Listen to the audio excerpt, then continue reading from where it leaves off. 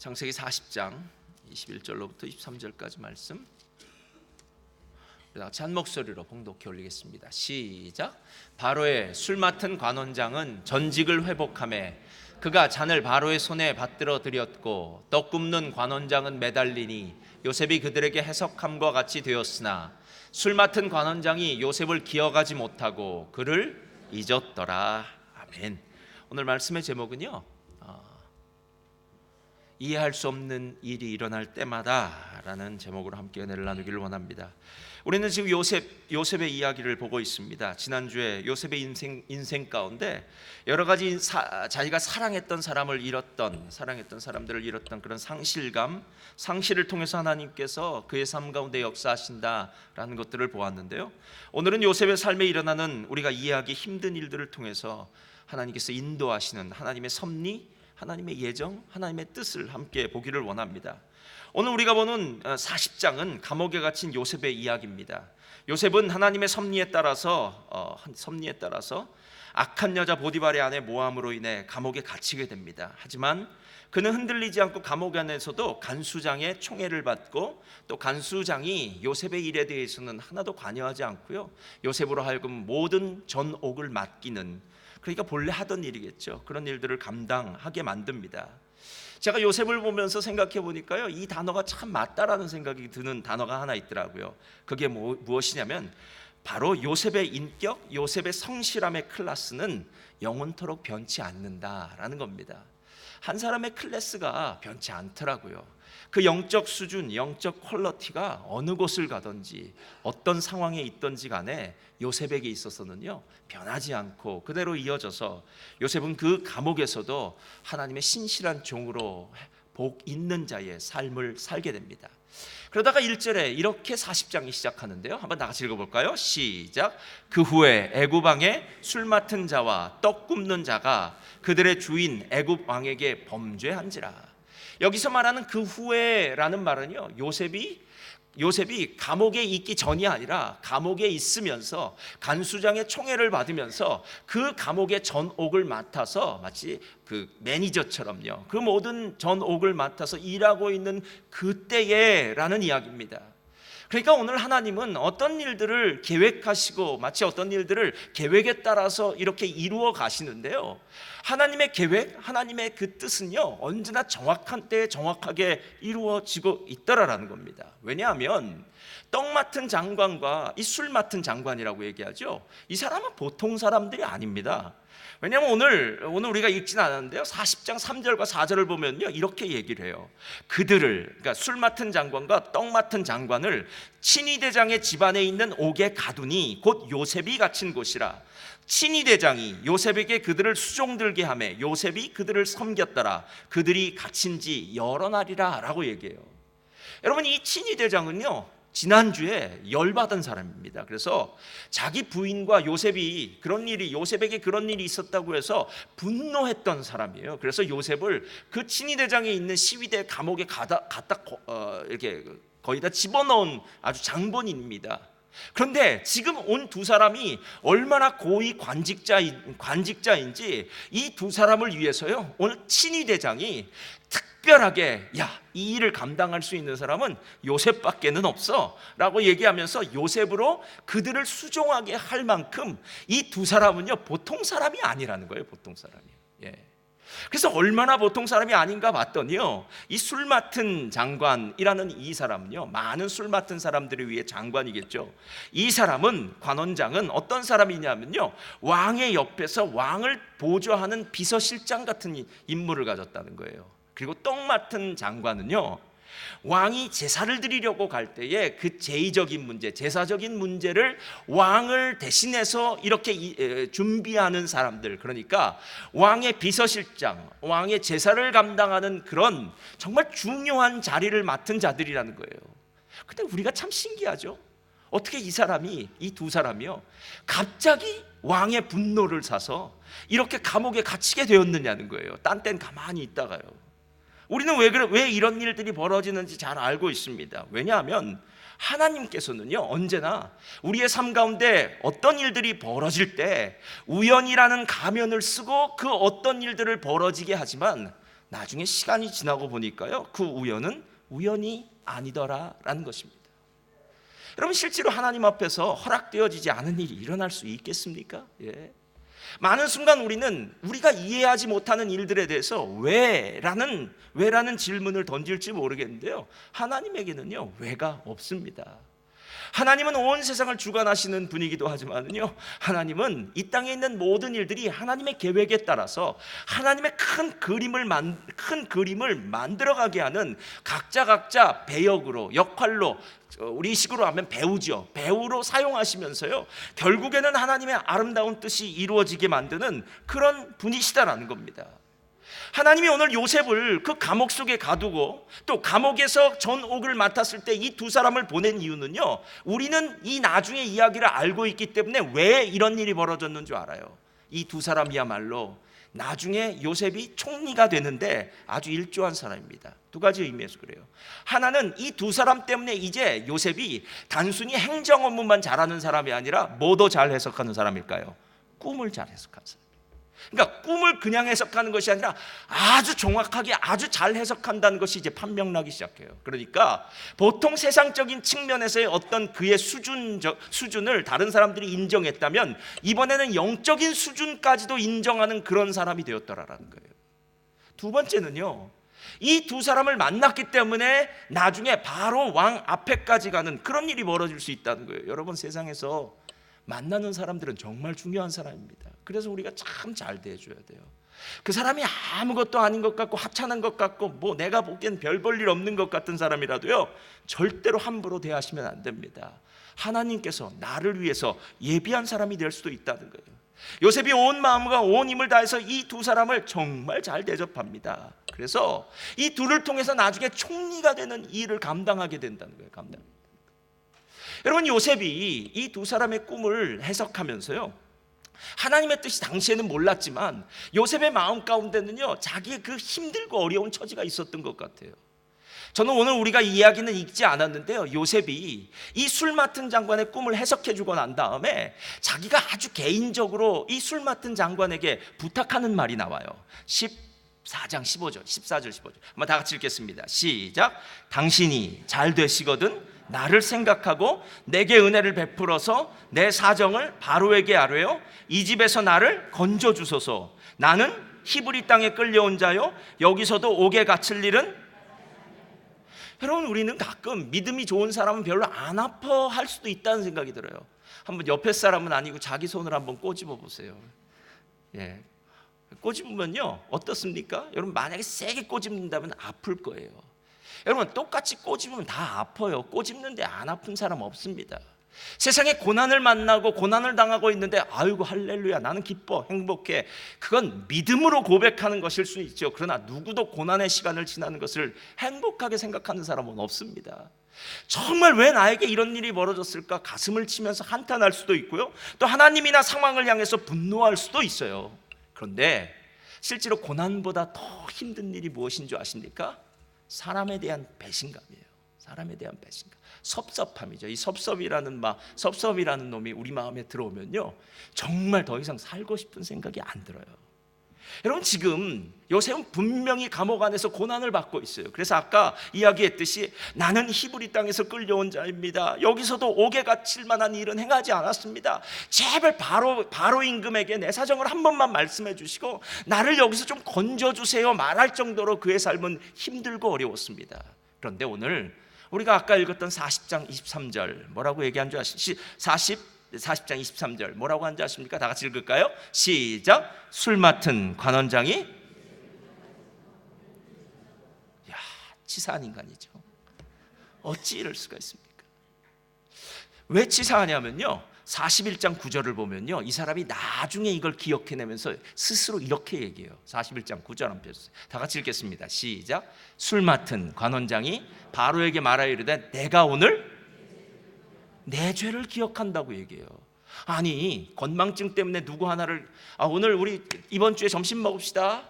내가 한국 가면 꼭 전화 연락 드릴게요. 뭐 이 정도 관계였는데 아이고 깜빡해서 제가 연락을 못 드렸네요. 라는 그런 식이었다면은요, 이런 식으로 얘기하지 않습니다, 여러분. 감옥에서 요셉의 수종을 들었던 그 술 맡은 관원장은요, 요셉이 그 3일 만에 당신이 복직할 겁니다 라는 그 말을 들었을 때요, 요셉에게 분명히 이렇게 얘기했을 것 같아요. 야, 요셉, 고마워. 내가 내 은혜는 잊지 않을 거야. 내가 오늘 이 꿈을 나에게 해석해줘서 내가 이제 힘이 생겼어. 내가 만약에 술 맡은 관원장으로 다시 왕의 비서실장의 자리에 올라가기만 하면 너 이제 고생 끝, 행복 시작. 그럼 그렇지 않나요? 가장 신뢰하고 어려울 때 함께 감옥에서 마치 감옥밥, 콩밥을 함께 먹던 동지가 어느 날 갑자기 올라서 바로왕의 2인자가 된다면은요, 비서실장이 된다면은요, 아니 말 한마디만 건네주면 되는 거 아닙니까? 바로왕에게 저기 지금 제가 감옥에 있을 때에 요셉이라는 한 참 신실한 친구가 있는데 이 사람은 제가 보기에도 절대로 죄를 안 저지른 것 같은 사람입니다. 왕이시여, 특명 한마디만 내려주셔서 그 친위대장 보디발에게 편지 하나만 써주시든지 명령을 한 번만 내려주셔서요, 그 감옥에 있는 요셉을 좀 건져주시고 그 감옥에서 나오게 해주세요. 말 한마디만 던지면 돼요. 어렵지 않은 일이었어요. 근데 신기하게 오늘 23절에 아까 읽었던 술 맡은 관원장이 요셉을 기억하지 못하고 그를 잊었다라고 얘기해요. 여러분, 제가 물어보겠습니다. 이 술 맡은 관원장이 기억력이 약해서 건망증 때문에 잊어버린 걸까요? 아니면 하나님이 잊어버리도록 만드셨을까요? 우리는 아무리 생각해도요, 이 사람 건망증 때문이 아닌 것 같아요. 왜? 아니, 그렇게 감옥에서 고통을 받다가 올라갔으면은요, 이렇게 중요한 이야기, 꿈을 해몽해 준 이야기, 꿈 얘기할 때마다 그때 요셉 생각나겠네요. 그렇지 않습니까? 사람들이 물어볼 거 아니에요. 감옥에서 얼마나 힘드셨어요? 감옥에 있는 동안 어떠셨어요? 그래, 내가 감옥에 있었는데 마지막에 내가 꿈을 꾸었어. 그 꿈을 누군가가, 요셉이라는 친구가 잘 해석해 주었어. 여러분, 사람 만날 때마다 얘기했을 거예요. 그럼에도 불구하고 요셉을 기억하지 못한 것은요, 하나님이 그 마음 가운데서 기억하지 못하게 내버려 두셨다는 거예요. 허락하셨다는 겁니다. 여러분, 만약에 제가 요셉이었다면요, 지금 하나님이 만약에 이 세상에 어떤 일들을 주관하지 않으신다면 제 마음 가운데는 이 술 맡은 관원장을 향한 섭섭한 마음이 정말 크게 들었을 거예요. 정말 크게. 어떻게 잊어버릴 수 있을까? 남일이라고 참 쉽게 잊어버리는구나. 자기가 복직하면은 나를 다시 이 감옥에서 꺼내준다고 그렇게 철떡같이 맹세해 놓고 이렇게 쉽게 잊어버리다니. 막 그 섭섭함에, 그 분노에 나를 잊어버렸다는 그 마음 때문에요, 밤잠을 설칠 수도 있을 것 같아요. 게다가 41장 1절을 보면은요, 만 2해가 지난 후에라고 얘기해요.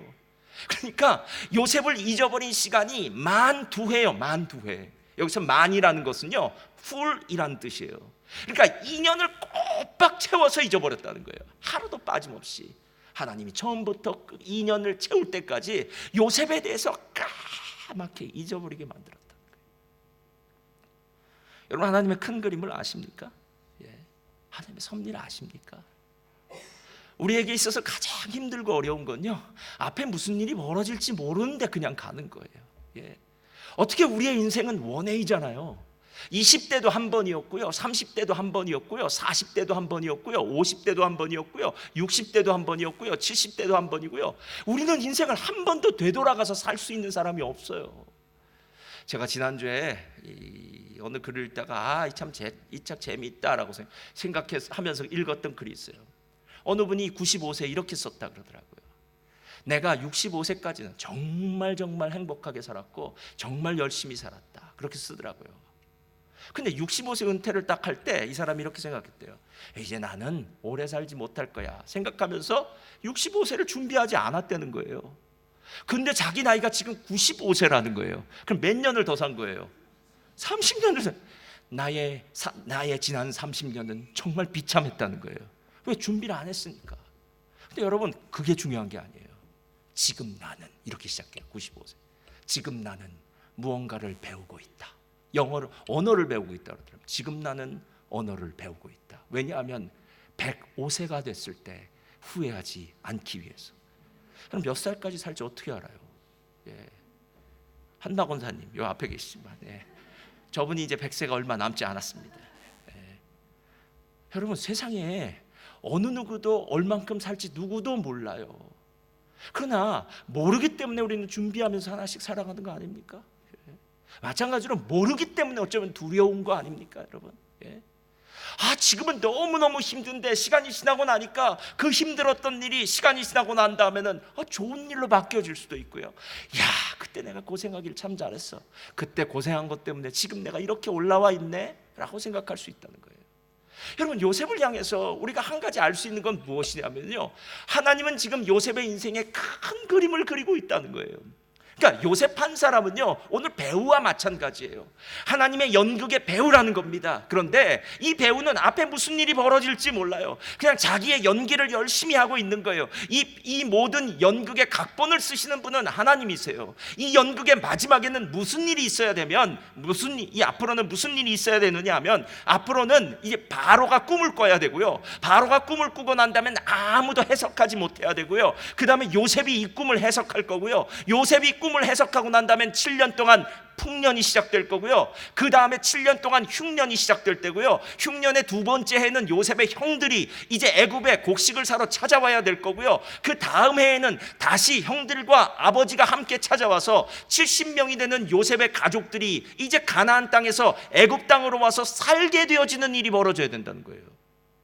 여러분, 이 각본을 요셉은 몰랐죠. 그냥 우리는 알아요.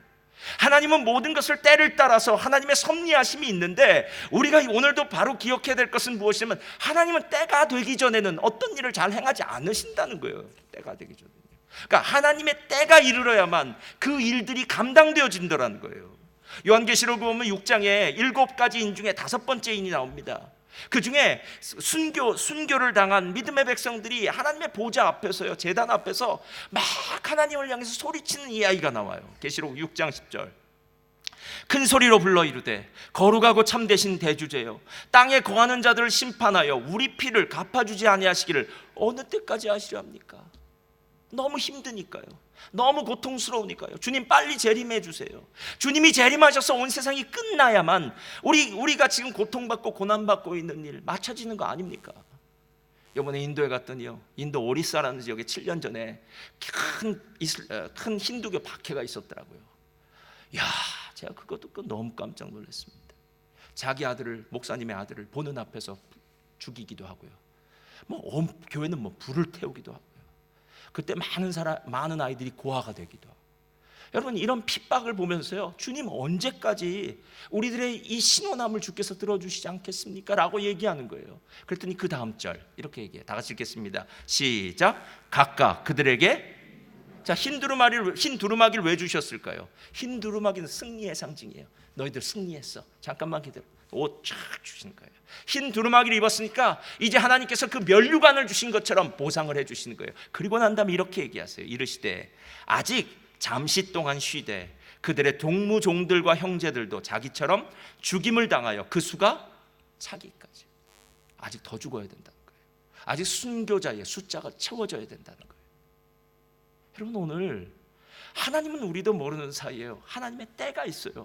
근데 그 때를 통해서 하나님은 일해 가시고, 그 때를 통해서 하나님께서, 우리는 지금은 모르는데 그때가 되면 이것 때문에 하나님이 이렇게 하셨구나, 이것 때문에 하나님이 이런 식으로 나를 대우하셨구나 라는 것들을 알게 되더라는 거예요. 이번에 제가 선교사님들과 이제 세미나를 하는데요, 그 세미나를 하는데 이런 얘기를 하시더라고요. 어느 선교사님, 목사님 한 가정이 이번에 오시려고 했는데 못 오셨다는 거예요. 그래서 왜 못 오셨냐고 물어봤더니 갑자기 이제 복통이 나고 갑자기 막 설사를 하고 힘들어서 목사님이 그 사모님 옆에서 간호하시느라고 못 오신 목사님이 한 분 계시더라는 거예요. 제가 그런가 보다, 이렇게 영적인 일을 하려고 하면은 언제든지 사단이 역사하니까 사단이 역사했겠지 생각하고 이제 지나는데, 둘째 날은 이제 요한복음 14장과 16장 이게 보혜사 성령 얘기 나오거든요. 그리고 17장에 이 예수님의 중보기도가 나올 때, 그때 제가 다 끝날 때쯤 되어서 우리 그 목사님한테 이렇게 얘기했어요. 목사님, 우리 기도합시다 그랬어요.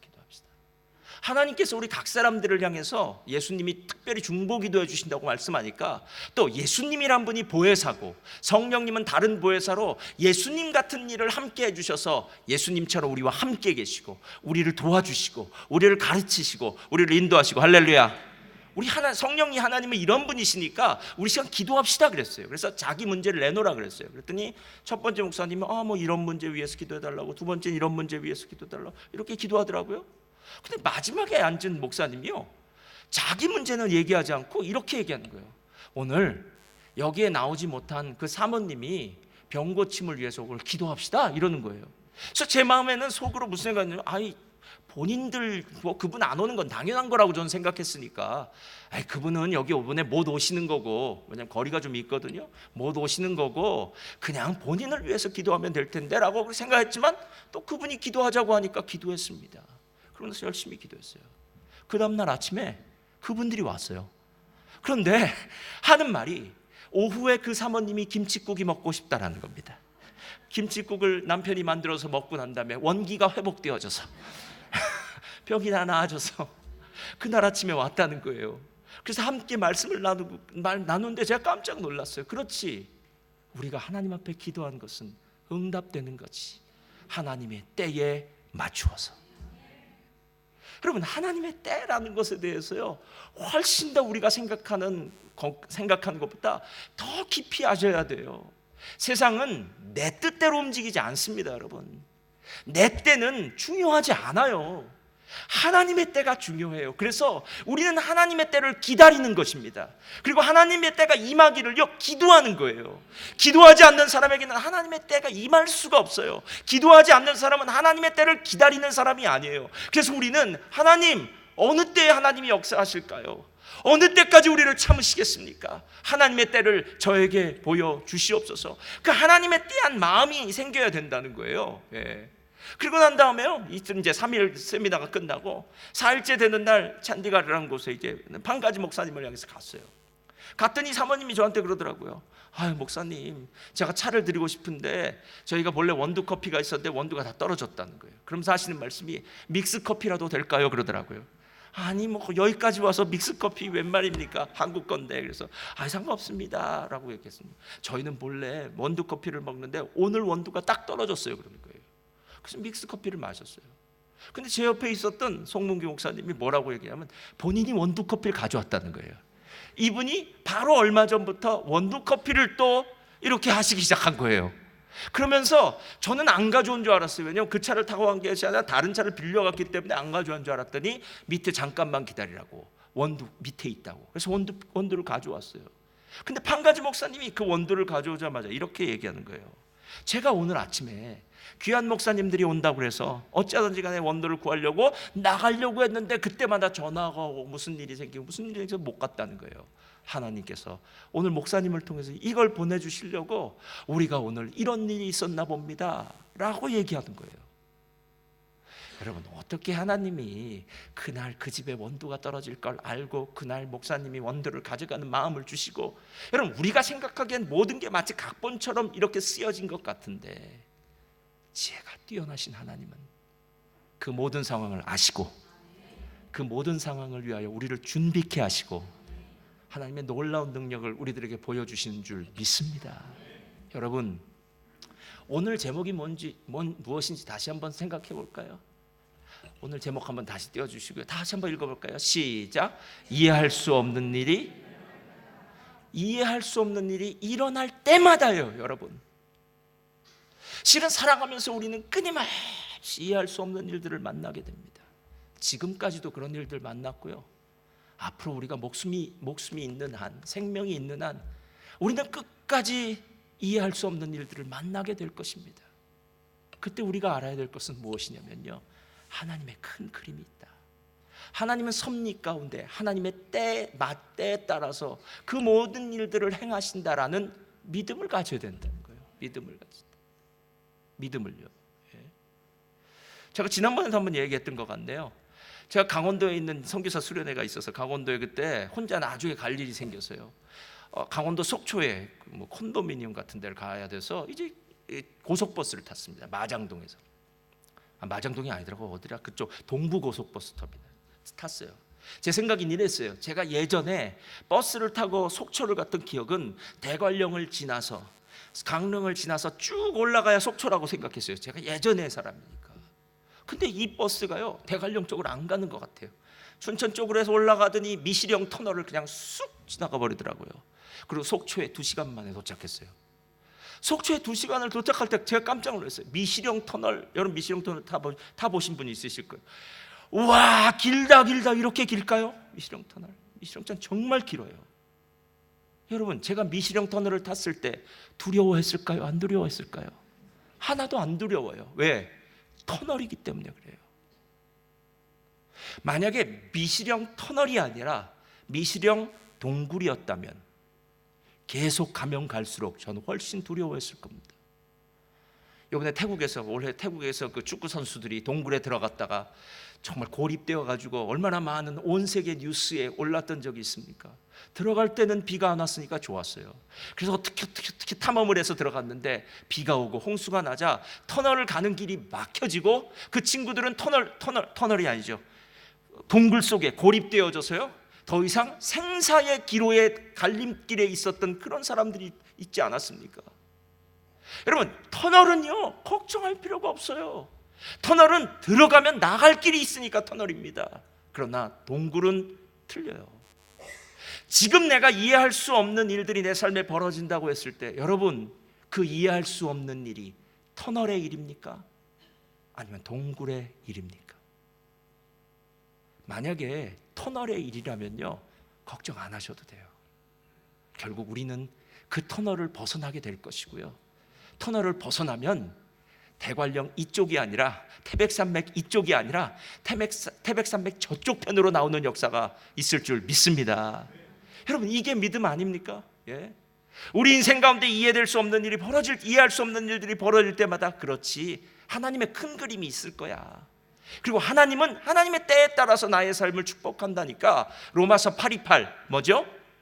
하나님을 사랑하는 자 곧 그 뜻대로 부르심을 입은 자들에게는 모든 것이 합력하여 선을 이루나니. 로마서 8장 28절 8:28 잊지 마시길 바랍니다. 예? 에베소서 5:18 술 취하지 말라, 이는 방탕한 것이니 오직 성령의 충만함을 입으라. 여러분, 이 말 잊지 마셔야 돼요. 어두움이 짙어질 때마다, 나의 삶 가운데 이해할 수 없는 일들이 다가올 때마다 걱정하지 말어. 사랑하는 자에게는 합력하여 선을 이루시는 하나님의 뜻이 있을 거야. 여러분, 이 믿음이 말씀을 통해서 계속해서 굳건히 세워질 때 우리의 인생 가운데는요, 어떤 일도 문제가 되어질 수 없어요. 하나님 좋으신 분이십니다. 하나님 좋은 것들로 우리들에게 주실 줄 믿습니다. 그래서 아까 찬송을 불렀던 마지막이 뭐예요? 무슨 일을 만나든지 만사 형통하리라.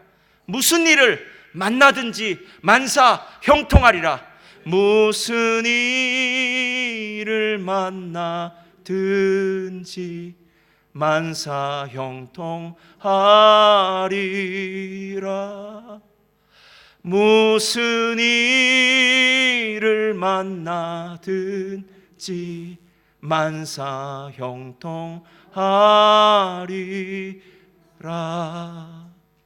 여러분, 다른 건 몰라도 이것만은 믿으셔야 되잖아요. 지난주에 제가 조세핀 김이라는 가난한 개척교회 목사님의 따님이셨더라고요. 하버드대학 교육대학원의 교수가 됐더라고요. 이분의 설교의 요약을 한번 보면서, 강의 요약을 보면서 마음에 큰 은혜를 받았습니다. 그렇지, 우리의 끝은 언제나 만사 형통이야. 그래서 하나님을 믿는 거지. 해피엔딩.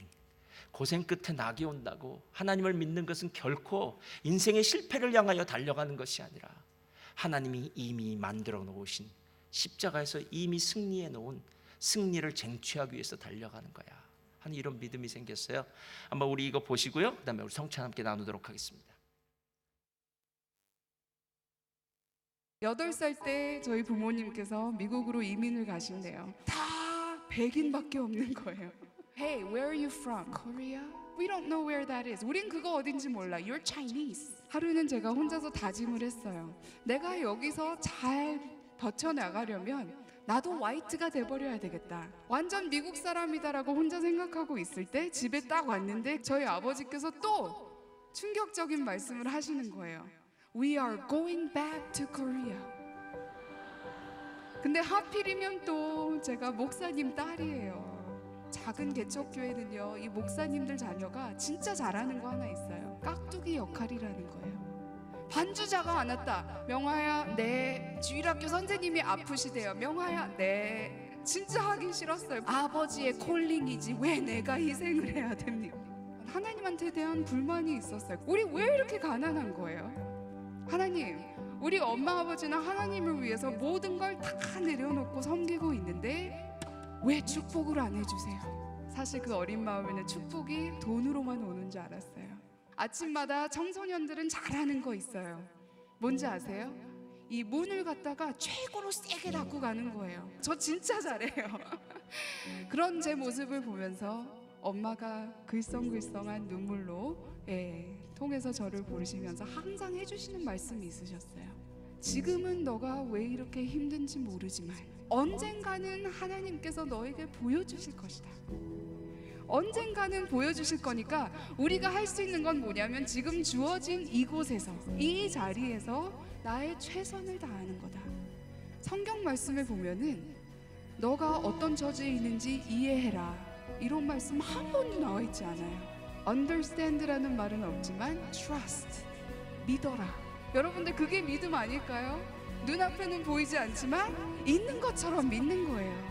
저는 굉장히 내성적인 사람인데 저도 궁금해요. 몇천 명 앞에서 강연을 하는데 떠는 적이 없어요. 여러분들 왠지 아세요? 제가 너무 쿨하고 잘나서 그 코질질이 주일학교 아이들 앉혀놓고 가르칠 때부터 마음은 이해는 못했지만 그래도 열심히 했던 그때부터 하나님께서 계속 사람들 앞에 세우시는 거예요. 그 어린 나이 때부터 하나님은 뭐를 아신 거죠? 오늘 이 순간을 아신 거예요. 내 눈앞에 지금 보이지는 않지만 있는 것처럼 내가 믿고 그거를 향해서 달려가는 거예요.